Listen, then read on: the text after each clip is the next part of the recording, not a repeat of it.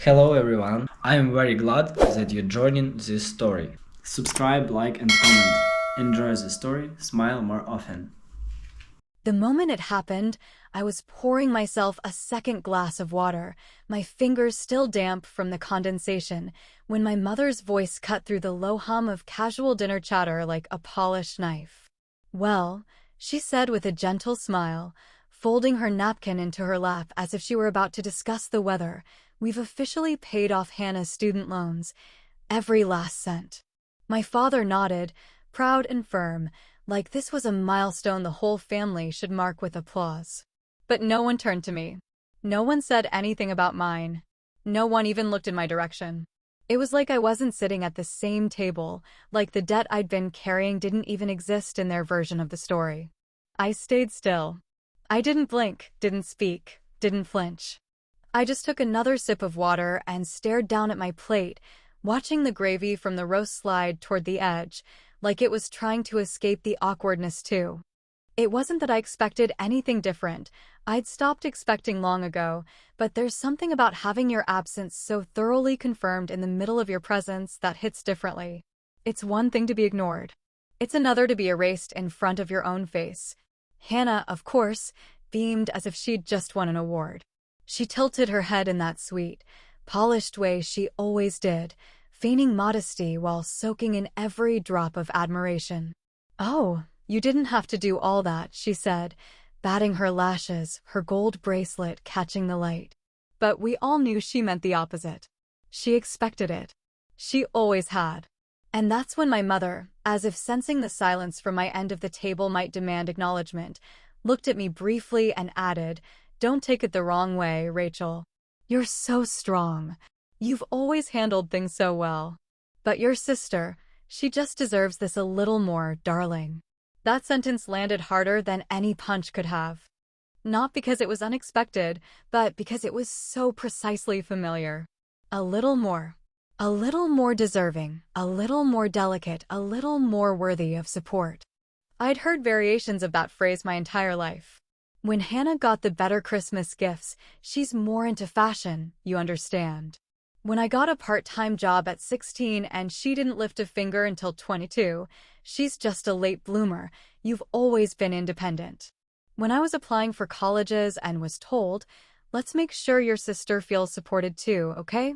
It was always dressed in soft language, always dipped in gentle condescension, always presented like fairness. But it wasn't. It was favoritism with a smile and a bow, wrapped in the polite cruelty of subtlety. It was decades of small cuts, never deep enough to cause a scene, but sharp enough to scar. I think the moment I realized love in this house came with a price tag was the day my mother forgot my birthday and remembered to send flowers to Hannah's roommate, just because. That was the day I stopped waiting for fairness and started keeping receipts, in my mind, in my inbox, in my heart. Have you ever been told, directly or indirectly, that your pain was less important because you were stronger? Have you ever watched someone get the celebration while you paid the cost, the bill, the hours, the years? Have you ever clapped at someone's spotlight moment while your own sacrifices were still echoing in the background, unseen, unheard, unfelt? I want to hear your story in the comments, because I know I'm not the only one who's been praised for being unbreakable while silently wondering why they kept handing me all the weight. I finished my dinner without speaking, my appetite slowly dissolving into the bitter taste of recognition. I didn't argue. I didn't push back. I knew better than to chase equality in a family that had already decided where the scales would always tip. I simply wiped my mouth with my napkin, folded it neatly beside my plate, and quietly excused myself. Later that night, as I sat in my room catching up on some work emails and sipping lukewarm tea, a notification popped up on my phone. It was a digital invitation, sent by my mother with a ribbon-themed graphic and a title that made my stomach turn. "Debt-free and fabulous, a celebration of Hannah's bright future." There was a detailed itinerary, a dinner menu, a dress code, and a list of speakers. My father would give a toast. Hannah's mentor would speak. My mother had written a short tribute. My name was nowhere on the program, not a line, not a sentence, not even a thank you. And that's when something inside me, something I'd kept quiet for far too long, started to stir. Not rage, not jealousy, not even grief. Just something sharper. Something calmer. Something like resolve. Every morning felt heavier than it should for someone my age, and yet I carried it all without making a sound. I woke up before sunrise to check my bank balance, not because I didn't trust it, but because I needed to brace myself for the numbers staring back at me, numbers that never quite added up no matter how hard I worked. There's something quietly suffocating about watching interest compound faster than your paychecks, about juggling minimum payments with grocery receipts and rent due dates while pretending everything is fine on the outside. And still, I smiled through it. Not because I was okay, but because I'd been trained to make exhaustion look effortless. My job at the small law firm wasn't glamorous, but it was steady. I worked late hours combing through contracts, researching cases, and trying to keep up with partners who treated first-year associates like pieces on a chessboard, movable, replaceable, forgettable. I was meticulous with my work, always thorough, always professional, always pushing myself just a little harder than anyone expected. And yet, somehow, my effort was always chalked up to personality, not perseverance. "You've always been disciplined, Rachel," they'd say with a smile, like it was something I'd inherited instead of something I fought to build every day. What they didn't see was the price I paid after hours, racing across town to make it to my side hustle tutoring paralegal students, eating takeout in my car between shifts, and calling my loan servicer on lunch breaks to beg for temporary forbearance options. I stretched every dollar like it was elastic, budgeting my life into neat little categories that didn't leave much room for indulgence or rest. Rent, loans, groceries, gas, utilities. That was my rhythm. That was my world. Meanwhile, Hannah's world looked like a montage of filtered Instagram stories and cocktail clinks. She called once from a vineyard in Napa, telling me about a weekend getaway, just to recharge. Another time from a rooftop bar in Manhattan, giggling about a spontaneous brunch with old classmates. I'd nod politely, listening as she talked about the trivial details of her glossy new job at a boutique firm she'd barely earned a spot at. I said all the right things, "That's great, Hannah, and you deserve to enjoy it." But deep down, the words tasted bitter, like acid over old wounds. Because the truth was, I didn't resent her for having ease. I resented the way everyone assumed she was entitled to it while I was expected to carry weight in silence. I'd been told so many times that I was resilient, it started to sound like a punishment disguised as praise. They used my strength as an excuse to give me less, because they thought I needed less. But strength is not the absence of need. It's the ability to keep standing when no one offers you a chair. There were moments, late at night, when I'd lie awake staring at the ceiling and wonder if they'd even notice if I disappeared entirely. If I stopped showing up, stopped being dependable, stopped filling every empty space they handed me without question, would anyone notice the silence left behind? Or would they just shift the narrative again and call me distant, cold, ungrateful? That's when I started thinking about doing something, not for revenge, not to make a spectacle, but for myself. For my own peace. I wasn't interested in humiliating anyone. I wasn't interested in making my pain the centerpiece of a dramatic confrontation. What I wanted, what I needed, was to reclaim something that had been taken from me slowly, silently, and over time, my dignity. So I made a plan. Quietly, calmly, methodically. I didn't tell anyone. I didn't write it down. I just started planting seeds. I visited a local specialty printer, the kind of place that does custom designs and delicate presentation boxes, the kind of place where intention is packaged in subtlety. I explained what I wanted, paid in full, and walked out with a small, elegant box wrapped in matte black ribbon and embossed gold lettering. Nothing flashy, nothing loud, but purposeful in every detail. That evening, after another 12-hour day and a rushed dinner alone at my kitchen counter, I placed the box carefully into my bag. My fingers brushed the ribbon for a moment before I zipped the bag shut. And for the first time in weeks, I smiled, not out of bitterness or spite, but because I finally felt like I was writing my own ending. The kind they'd never see coming. The second I walked through the doors of the venue, I knew exactly what kind of evening this was going to be. You could smell the money in the air, floral arrangements taller than most people's dignity, white linen tablecloths pressed within an inch of their lives, and champagne flutes balanced on silver trays that glided across the room like they had their own choreography. It wasn't just a party, it was a production, a grand stage for a family narrative that had always cast Hannah in the lead role and me somewhere in the background, off stage, out of sight. Balloons floated overhead with gold letters that spelled out "Debt-Free Diva," as if erasing student loans was an act of divine grace bestowed upon a chosen few. There was a live string quartet in the corner playing some overly cheerful arrangement of pop songs disguised as sophistication, and a long buffet table stacked with imported cheeses, truffle hors d'oeuvres, and wine labels that probably cost more than my last 3 utility bills combined. I arrived late on purpose. I didn't want to smile through small talk with distant relatives pretending they remembered what law school was like, or field hollow congratulations from people who had never once asked how I was holding up through sleepless nights and mounting interest rates. I slipped in quietly, unnoticed by most, and found a seat near the back, nestled behind a tall centerpiece that gave me partial cover from the show unfolding at the front of the room. Hannah was glowing, of course she was.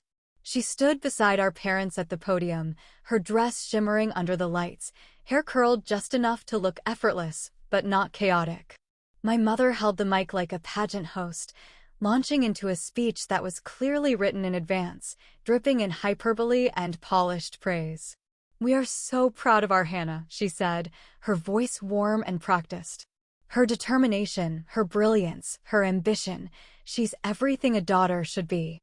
The audience clapped like she'd won a Nobel Prize instead of had her loans paid by the bank of mom and dad. My father added a few words, full of phrases like "bright future" and "well-deserved success," and then raised his glass in a toast that was followed by polite laughter and nodding heads. My name came up once, in passing. "And of course, we're proud of Rachel too," my mother added near the end, as if it had slipped her mind until that moment. "She's always been so responsible." That word again, responsible. A word they used when they had nothing else to say. A word that sounded more like a placeholder than praise. People clapped again, mostly out of reflex, and then turned their attention back to the star of the evening. I glanced toward the gift table, a glossy white display with gold bows and fancy envelopes stacked beside boxes wrapped in velvet ribbon. I waited until most people were distracted, then walked up quietly and placed my small black box on the edge of the table. It didn't match the others. It wasn't loud or oversized. It didn't demand attention.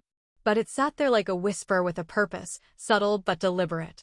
Eventually, the evening moved to the gift-opening portion, and Hannah took her place in front of the crowd again, surrounded by our parents and a sea of smiling faces. She opened boxes of designer purses, handwritten cards full of admiration, gift cards to spas and luxury stores. Everyone oohed and awed on cue. Then she picked up mine. "This one's interesting," she said, turning it over in her hands. The black ribbon glinted under the lights. She untied it slowly, peeled open the lid, and pulled out the frame inside. The room went quiet for a second. Inside the frame, in delicate script over soft parchment paper, was a quote: "Some debts are paid in dollars. Others in silence." There was a brief pause, a ripple of confusion, then a few awkward chuckles from guests trying to decide whether it was meant to be profound or just quirky. My mother laughed too loudly, brushing it off as poetic. My father raised his eyebrows, clearly uncomfortable but trying not to show it. But Hannah looked puzzled. "There's something else in here," she said, reaching back into the box. She pulled out a white envelope tucked behind the backing of the frame, sealed with a gold sticker. Her fingers trembled slightly as she opened it. And then she began to read. Hannah's fingers hesitated just a second too long over the envelope before she slipped out the crisp sheets inside, the flicker of her confusion barely masked by her practiced poise. I watched from the back of the room, arms folded, eyes locked on her face, and I knew the exact moment she read the first line, not from her expression, but from the way the room's atmosphere shifted by degrees. Like the air pressure had dropped, and no one quite understood why yet. At first, there was only silence, an unfamiliar hush, like the sound system had cut out, But then the whispers began, slow and scattered, murmurs moving from guest to guest as Hannah turned the pages and tried to keep her composure intact. The first page listed my student loan disbursements in full, broken down by semester and lender, neatly labeled and dated. The second page showed my payment records. Highlighted in yellow were the months I'd scraped together money from tutoring sessions and night shifts just to stay current. Then came the chart comparing average post-grad earnings in our field with what I actually earned during those first grueling years. That page alone made at least one woman in the crowd lean in with a sharp inhale, because anyone who'd paid off a loan before knew exactly how deep that struggle cut. But the third page, that was the one that turned Hannah's cheeks pale beneath her foundation. It was a scanned copy of a lease application from her first apartment out of school, with her name typed neatly next to mine in the cosigner section. I hadn't even remembered it until I was organizing my files, but there it was, proof that while I was busy drowning in my own debt, I had also been asked to lend my credit so she could secure a high-rise studio downtown without a hiccup. There was no thank you ever offered for that, no acknowledgement, not even a mention in passing. And now everyone knew. The crowd shifted, subtle movements that spoke volumes. Conversations stalled. Eyebrows raised.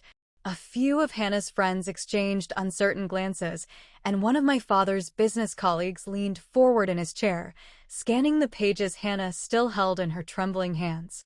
My mother's smile had disappeared completely now, replaced by that tight, thin-lipped expression she used to wear when a conversation at dinner went off script. I stood slowly, not because I wanted drama, but because it was time. I didn't raise my voice, didn't clear my throat like I needed attention. I just started speaking low and even, letting each word land like a soft hammer tapping on stone. I didn't come here to embarrass anyone, I began, my eyes sweeping over the stunned faces. I came here to tell the part of the story that's always been left out of the speeches and the toasts. A few people shifted in their seats. No one interrupted. It's easy to celebrate someone when someone else does the heavy lifting, I continued, holding my hands loosely in front of me. It's easy to stand in the spotlight when someone else is carrying the scaffolding behind the curtain. And it's even easier to pretend it was all a solo performance when the people backstage are too exhausted to speak. I paused just long enough to let the weight settle in the room. I paid my own loans. Every cent. Without help, without handouts, and without celebration. I skipped meals, worked weekends, watched every penny while people around me told me how strong I was, when what they really meant was that I could survive neglect quietly enough not to inconvenience them. Someone near the front let out a faint, audible wow, and the room finally exhaled, but no one spoke loud enough to interrupt. I didn't do this for revenge, I said, my voice unwavering. I did it because I've spent too long pretending that my struggle didn't matter just because it wasn't wrapped in bows and branded as brilliance. Just remember, behind every success story, there's usually someone else footing the bill. At that moment, I turned my gaze directly toward my parents. My mother opened her mouth, clearly ready to smooth things over, to explain, to spin, to salvage the scene, but the silence had already swallowed the room. No one was buying what she was about to sell. And that was the loudest victory of all. Her lips moved, but no sound came out, and when she glanced nervously around the room, all she saw were eyes that had stopped clapping. The only sound left was the slow crumpling of the speech she'd written in her lap. The next morning arrived not with peace, but with accusation. My phone rang just after 7, the screen flashing "Mom" in bright letters that practically vibrated with disapproval.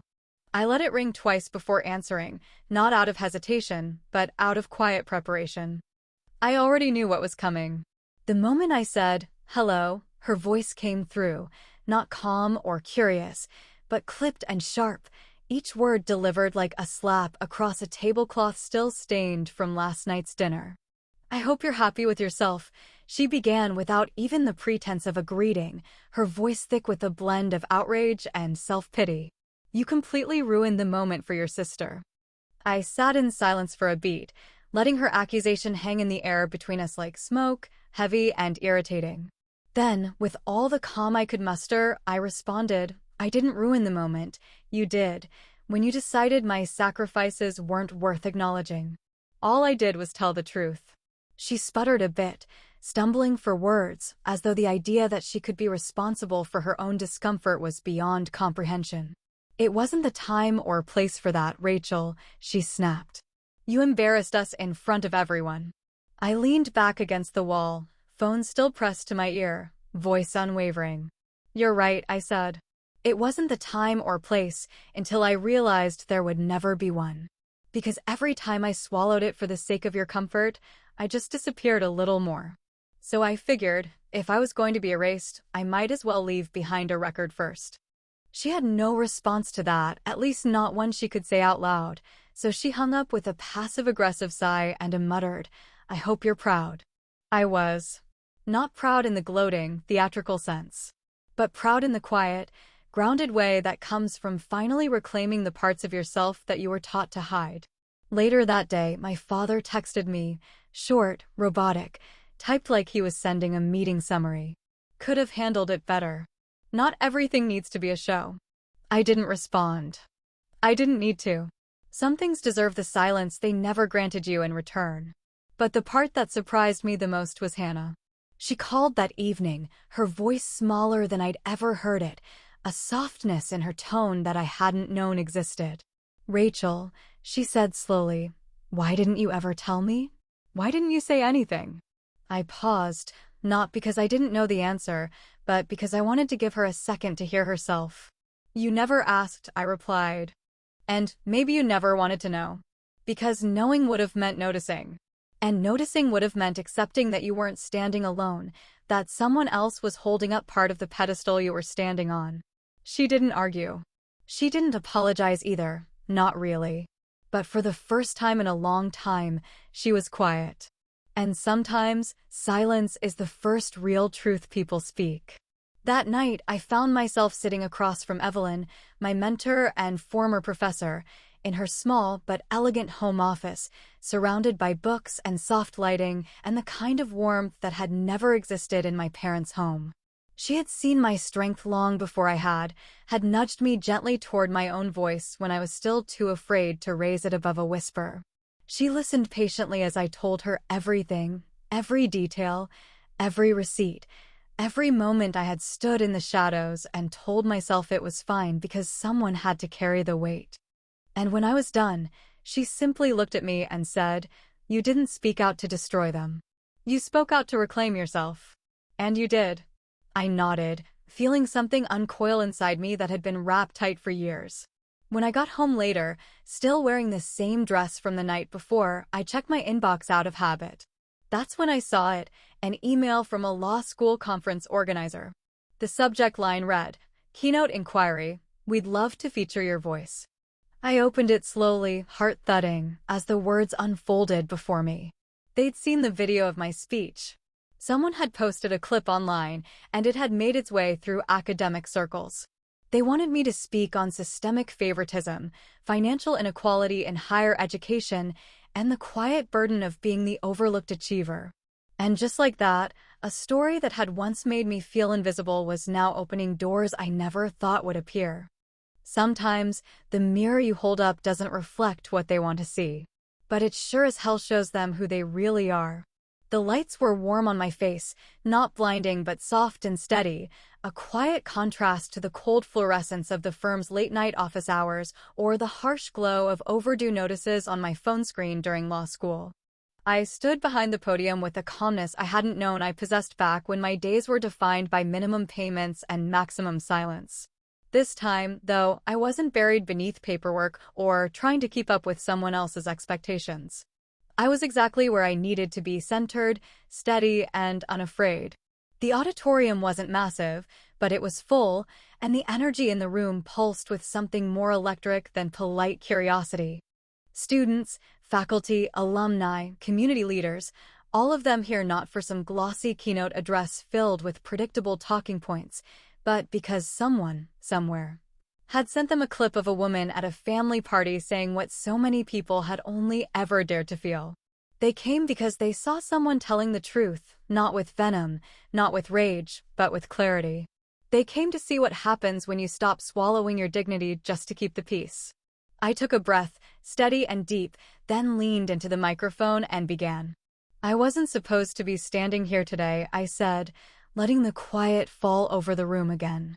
Not because I wasn't qualified, but because, for a long time, I believed I didn't belong in the spotlight.